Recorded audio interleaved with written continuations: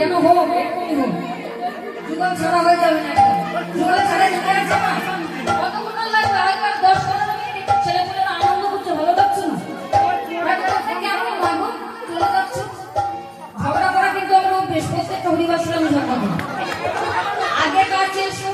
একদম যুগল দর্শন করে তারপরে যাবে বুঝলো আনন্দ করে চলে যাচ্ছ নাকি কি ব্যাপার নাকি হ্যাঁ সংসারটা অশান্তি হ্যাঁ একদম হরি কাল দেখতে গেলে হরি বলো হরি খেলবো না